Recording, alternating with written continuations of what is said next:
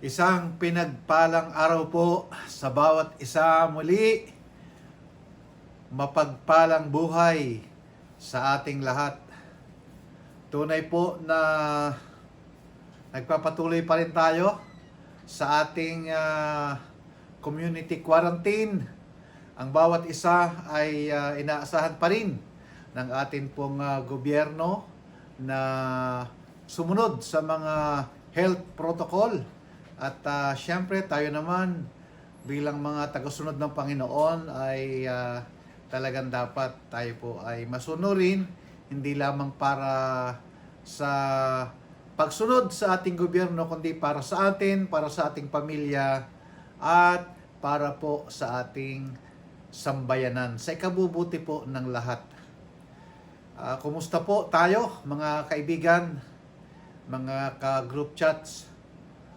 Samahan niyo po umuli ako sa isa na namang maiksi lamang pagtalakay sa buhay. Ano po ba yung mga dapat nating ituro sa ating mga anak, lalo na po sa mga kabataan ngayong pong panahon ng lockdown, na ang mga magulang, karamihan pa rin, mga ate, kuya ay nasa bahay. Sa tingin ko po ay maganda na turuan po natin ang ating mga anak ng mga gawaing bahay. At salamat po sa Panginoon na ginagawa po yon ng iba. Natututo pong magluto yung mga bata. Tama ho ba? Para hindi lamang po sa computer lang talaga sila nakatutok. Sila po ay natututong maglaba. Turuan po nating maglaba. Turuan mamlansya.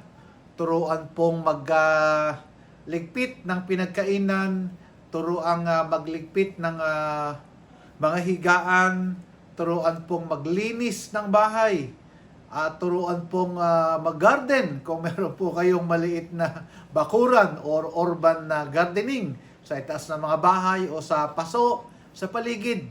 Napakahalaga po na matutunan yan ng ating mga anak. Pero alam niyo ho ba na meron pong isa talaga na napakainam na matutunan, hindi lang ng kabataan, kundi nating lahat, na masasabi ko po na kung bakit ang mga Hudyo ay kinilala po na hanggang sa ngayon ay matatagumpay na tao, dahil yung pong prinsipyo ng salita ng Diyos ay mula sa pagkabata ay ikinabuhay nila. At tinutukoy ko po ay ang kahalagahan po ng salita ng Diyos, the importance of God's Word, na maituro po ito sa ating lahat, lalo na po sa mga kabataan. Ganito po ang sinabi ng Deuteronomy chapter 11, verse 18 to 21. Ang nagsasalita po mismo ay ang Panginoon, kinakausap po dati ng Lord ang mga Israelita sa kahalagahan po ng kanyang salita. At i-quote ko po ito. Therefore, you shall lay up these words of mine in your heart and in your soul, and bind them as a sign on your hand, and they shall be as frontlets between your eyes. You shall teach them on your children, speaking of them when you sit at your house, when you walk by the way, when you lie down, and when you rise up. And you shall write them on the doorpost of your house and in your gates, that your days in the days of your children may be multiplied in the land, of which the Lord swore to your fathers to give them, like the days of the heavens above the earth. Nako, napakahalaga po ng sinabi ng Panginoon na turuan ang ating mga anak nito pong manual ng buhay ng salita ng Diyos. At ang sabi po dito ay maging sa inyong paghiga, sa inyong pagbangon, ay ituro po natin ang mga prinsipyo ng salita ng Diyos, na siya pong huhubog ng moralidad ng buhay ng ating pong mga anak. Kaya sinabi po ng Proverbs 22 verse 6, ang sinabi po ng isang mangangaral na pinakamatalinong nabuhay sa daigdig, isa sa pinakamatalino, si King Solomon, sabi po niya, train up a child in the way he should go, And when he is old, he will not depart from it. Napakaganda po. At turuan daw po natin ang bata sa daan na kanyang lalakaran. At kapag siya po ay tumanda, ay hindi po niya tatalikuran ito. In our days, in the new covenant, sa bagong tipan, nung dumating po ang Panginoong Hesus, alam niyo ho ba na ang salita ng Panginoon, ang mga prinsipyo niya ay nauuwi talaga sa kanyang personalidad. Ang sabi po ng John chapter 1 verse 1, in the beginning was the Word, and the Word was with God, and the Word was God. Nang pasimula daw po ay siya ang salita, at ang salita ay Diyos, at ang salita ay sumasa Diyos, at ang salita ay Diyos. At sabi po ng verse 14 sa John chapter 1 verse 14, and the Word became flesh and dwelt among us, and he beheld his glory, the glory as of the only begotten of the Father, full of grace and truth.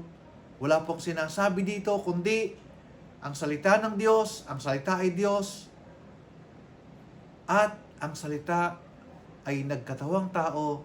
Wala pong tinutukoy kundi ang Panginoong Hesus. Nauwi po sa bagong tipan, sa bagong pakikipagtipan ng Diyos sa atin, na ituro po natin sa ating mga anak ang isang malalim na relasyon sa ating Panginoong Hesus, the Word of God. Begotten of the Father, full of grace and truth. At kapag ito po ay naikintal natin sa puso, sa isip ng ating mga anak, magsimula po sa atin yung pong prinsipyo ng salita ng Diyos, ang Panginoong Hesus mismo ang maglilid sa atin sa isang matagumpay na buhay sa mundong ito, at isang matagumpay na buhay sa hinaharap. Meron pong pangako ang Panginoon, hindi lamang po sa buhay na ito, tagumpay sa buhay na ito, kundi tagumpay na makasama siya sa buhay na walang hanggan. Napakaganda po na ituro po natin ang Panginoon, ang salita ng Diyos, ang Panginoong Hesus, ang kanyang persona sa buhay ng ating mga anak. Tayo po'y manalangin. Panginoong Diyos, salamat po sa buhay ng bawat isa. Dalangin ko po na ang amin pong pinag-usapan ay nagdulot ng encouragement sa bawat isa. Na sa kabila ng pandemic, Panginoon, ay nariyan ka, Panginoong Hesus, na pwedeng magbigay ng katagumpayan sa amin, pwedeng magbigay ng buhay na walang hanggan sa amin, at ito po ay maituro namin sa aming mga anak. Salamat po, Panginoon, na bukod sa pagtuturo ng mga bagay na dapat gawin ng aming mga anak, isa po sa napakahalaga ay ang maituro ang Panginoong Hesus sa amin pong panahon, lalo na po sa aming kapanahunan sa panahong ito ng pagsubok. Salamat po, patuloy mong pagpalain ng bawat isa. I declare blessing sa bawat nakasama ko ngayon, sa kanilang pamilya, sa kanilang sambahayan, sa pangalan ng Panginoong Hesus. Amen and amen. God bless Taguig. God bless the Philippines.